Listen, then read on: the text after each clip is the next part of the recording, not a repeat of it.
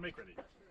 So I've had this gun now for a couple of months and I've been carrying it, and I haven't really had a chance to test it under stress. Obviously, the best way to do it would be in an actual self-defense scenario, but a new league has popped up in my area Are you called ready? the Modern Stand Carry by. Federation, and I figured this would be a great opportunity to test out the new Smith Wesson Equalizer carry comp. Just some notes about this league. The only division constraints is capacity, so you have small, factory, and modern.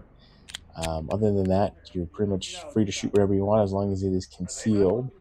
So cool things about this league is you can shoot things like revolvers, and there was a ton of Are you revolvers ready? at this match. Stand by. Another aspect is you could shoot anything crazy. So, for example, a gentleman here is shooting a Desert Eagle from Appendix. So this league can really make specifically revolvers and maybe 1911s relevant Clear. again in Clear. Hammer down. competition, especially if you want to run red dots on. So back to the performance for the Equalizer. We had two issues that I could see with the gun, especially when it comes to performance like this. The first is the grip safety. Shooting it, I don't have an issue. I can see how others could and not depressing it, but here you can see at the end of this stage, I'm sitting here trying to pull the trigger, unload and show clear, and put the hammer down, and it's not going. It's because I'm not depressing that grip safety. You gotta pull the trigger on me. Holster. Range is clear. Make ready. Second issue I had is with the reloads.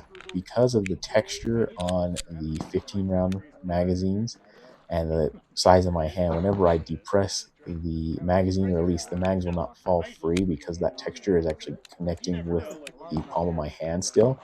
And so you see I have to rip it out and then insert the new magazine. It's also a difficult reload just because it's a very small margin of error when you're inserting the magazine into the grip.